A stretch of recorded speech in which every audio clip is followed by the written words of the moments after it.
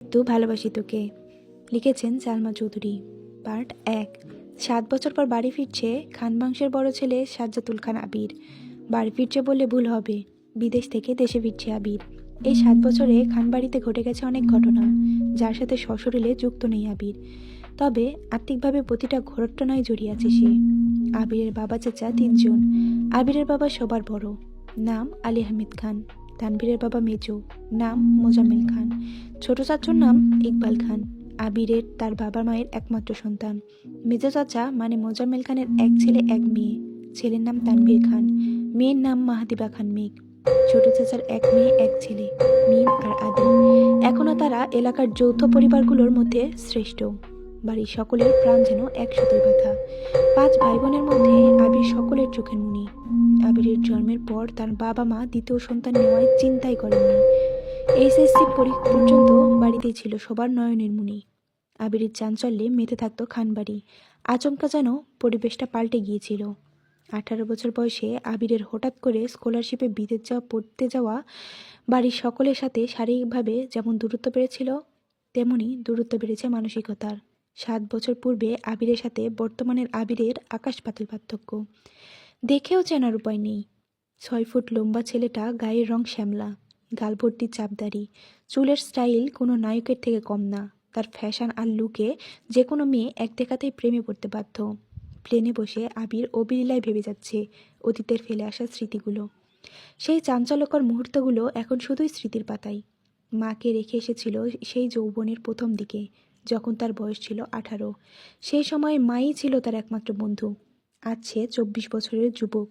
এতগুলো বছরে একটা দিনও বাদ যায়নি যে মায়ের সাথে ফোনে কথা বলা হয়নি। বাড়ির সকলের সাথে মোটামুটি কথা বলার চেষ্টা করেছে। ছোটবেলার স্মৃতিগুলো ভাবতে ভাবতে নিজের দেশে পৌঁছে গিয়েছে আবির। এয়ারপোর্টে আবিরের বাবা আলী আহমেদ খান আর তানভীর দাঁড়িয়ে আছে। তানভীর সম্পর্কে তার চাচাতো ভাই, আর বয়সে 2 বছরের ছোট, কিন্তু দুজন দুজনের বেস্ট ফ্রেন্ড আর কলিজার বন্ধু। তানভীর আবিরকে দেখেই দৌড়ে এসে জড়িয়ে ধরল।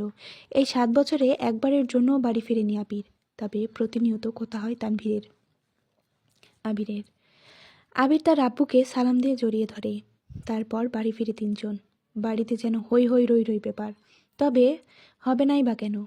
বাড়ির বড় ছেলে এত বছর পর বাড়ি ফিরেছে। রান্নাঘরের বাহারি রকমের রান্নার ধুম পড়েছে মা চাচিদের। হঠাৎ দরজায় আবিরকে দেখে সবার মধ্যে হই হই শুরু হয়ে গেল। আবিরের আম্মুর দৌড়ে এসে জড়িয়ে ধরলেন ছেলেকে। আবেগপ্লাবত হয়ে মাকে জড়িয়ে ধরল আবির। মমতাময়ী মাকে সেই 7 বছর আগে ছুঁয়েছিল। আজ এত বছর পর মাকে ছোঁয়া পেল আবির। মা চাচিদের সালাম করলো। সোফায় বসিয়ে ছেলেকে একের পর এক শরবত নাস্তা দিতে ব্যস্ত সবাই। এরই মধ্যে উদয় হলো মিম আর আদির। মিমের বয়স 14 বছর। তার ছোট ভাই আদির বয়স মাত্র 10 বছর। আদি এই বাড়ির সবচেয়ে ছোট।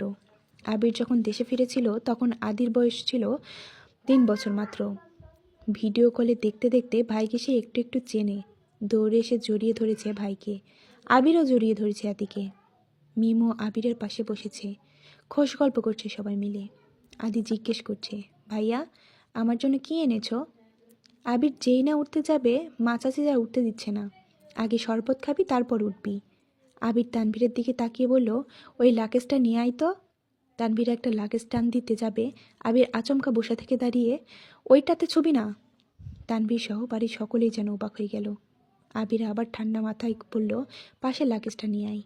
তানভীরও তার কথা মতো লাগেজ নিয়ে আসলো। লাগেজ খুলে যে যার মতো জিনিস বের করছে আর জিজ্ঞেস করছে, এটা কার, ওইটা কার। আবির শরবত খেতে খেতে উত্তর দিচ্ছে।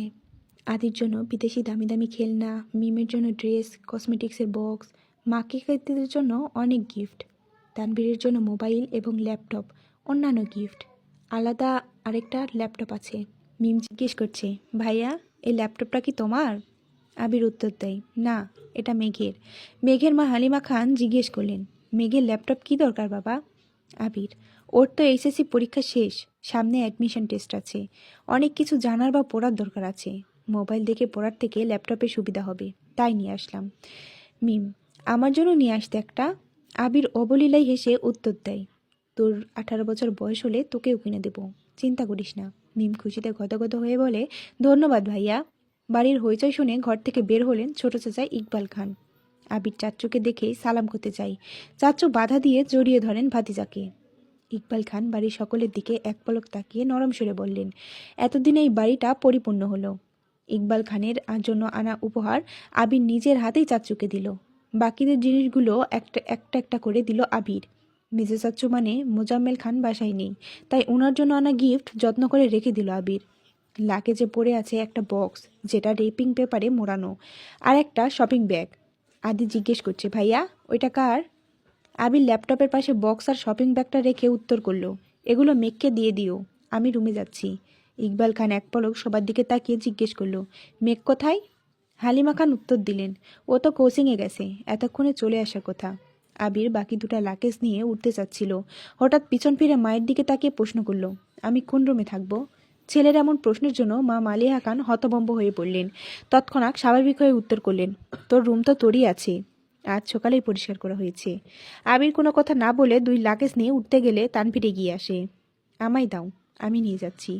আবির একটা লাকেজ তানভীরের দিকে এগিয়ে দেয়, নিজে আরেকটা লাকেজ সযত্নে নিয়ে সিঁড়ি দিয়ে উঠতে থাকে। ততক্ষণে দরজায় এসে উপস্থিত হয় এই বাড়ির বড় মেয়ে মাহদিবা খান মেঘ। মেঘকে দেখে দৌড়ে এসে বলে, আপু আপু, আবির ভাই এসেছে। মেঘ সিঁড়ির দিকে তাকায়।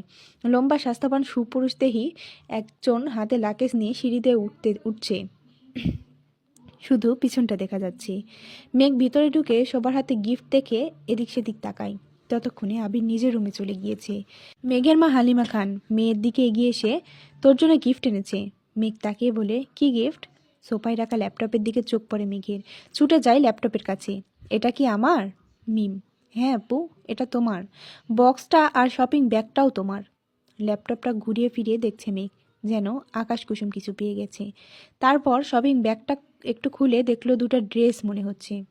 সে ল্যাপটপ আর বক্সগুলো নিয়ে রুমের দিকে চলে যায়।